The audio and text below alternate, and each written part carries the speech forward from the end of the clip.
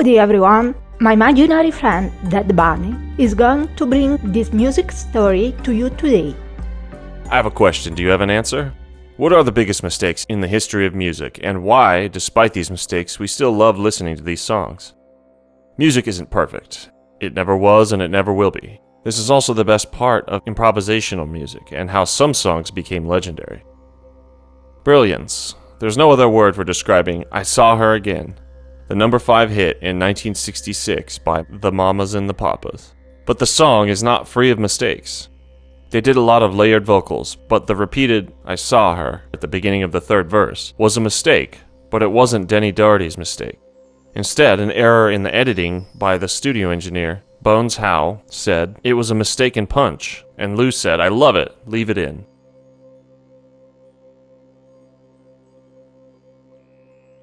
The curse word left in the middle of Hey Jude by the Beatles is probably the most iconic mistake. That f***ing hell around 2:55 became a mystery for years, and a lot of people believed Paul McCartney said it after he hit a wrong key on the piano, and Lennon decided to leave it in.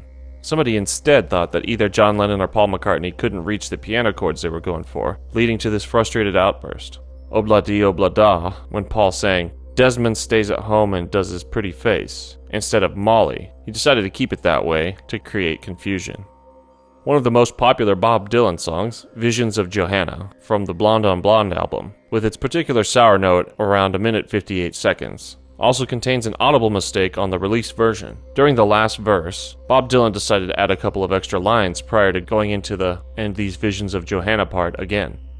However, bassist Joe South didn't get the memo, and you can hear his confusion as he starts playing the wrong part, but quickly recovers. Someone said that Dylan didn't exactly remember the lyrics of the song, but this hypothesis seems disproved by the fact that anyone who's worked with him remembers exactly how meticulous and focused Dylan is on his work. So probably this was a misunderstanding with the bass player. But in the end, Dylan decided to use this version because it probably felt more authentic. Anyway, Visions of Johanna, with its different recorded versions, remains one of the most mysterious songs by Dylan, and after decades there are a lot of people who try to decipher the lyrics, but some parts are still shrouded in mystery, and the mistakes probably enrich the mystery and contribute to the success of the song. War is an American funk rock band that is really a musical crossover band that mixes not just rock and funk but also jazz, Latin, rhythm and blues, and reggae. They entered into music history for their hits Spill the Wine, Summer, Lowrider, and released a hit with a little mistake that made this song unique.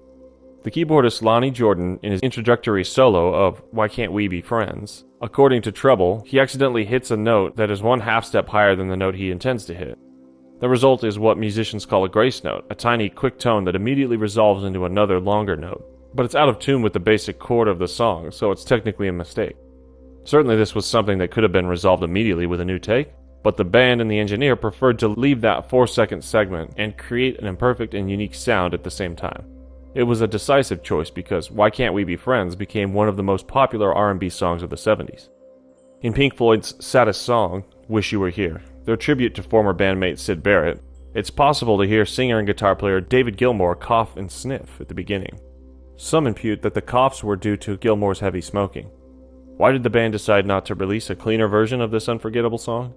The most likely answer is that the band decided that the tribute should reflect more of the intimacy and the mood in which the song was recorded, and not a perfect cold execution. So coughs became part of the final version.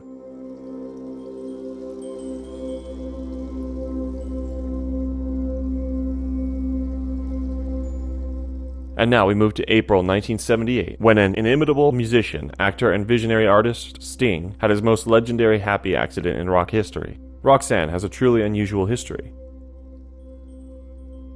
The police were on tour in guitarist Andy Summers' small car. While driving from Holland to Paris to open for The Damned, the band canceled the concert without notifying anyone. Short on cash, they found a small hotel in a Parisian alley, next to a sex shop, a well-known hangout for prostitutes. But the journey was not in vain. This is where Sting found the inspiration for the legendary song. It was named after a character in the play Cyrano de Bergerac, when he saw a poster of the play hanging on the wall in the hotel's rank foyer. At the beginning of the recording, you can hear a cluster of keyboard notes, followed by Sting's laugh. He accidentally sat on a keyboard. According to Peter Hodgson's Oops, 10 Great Rock and Roll Bloopers, Sting is credited in the liner notes for playing butt piano. In 2004, Rolling Stone ranked it number 388 on its list of the 500 greatest songs of all time, so we can say that the butt piano brought luck to the police. David Robinson's drums in the song Just What I Needed, according to Paul Pearson of Treble Zine, had a happy accident too. If true, it is a classic mistake that made the song less monotonous and enriched it with a completely unexpected new rhythm. Robinson, the drummer of the Cars, may have lost his rhythm on the line, "'Cause when you're standing oh so near, I kinda lose my mind," the third verse of the song, and he created a surprise in the listener's head that would otherwise slip away like any other song played with a standard rock beat. What do you think? Was this a mistake, or a perfect compositional choice? According to an interview by Robert Santelli with Robinson in Modern Drummer magazine, he claims, "All I did drum-wise that was out of the ordinary was to turn the beat around at the end." This is just a taste of the mistakes found in many songs. So please help us find more and more. And remember, mistakes are part of music, and sometimes they mix so well that they become happy accidents. What do you think? What was the biggest musical mistake in history for you? Don't be shy and leave a comment now. Your opinion matters. And if you'd like to support us on Patreon, there's a link in the description along with our store. And don't forget to like, subscribe and share. If you like this video, please give it a thumbs up. If you don't, press thumbs down twice, just to be sure. Take it easy. Peace. Oh, by the way, I'm an alien. But not that kind of alien.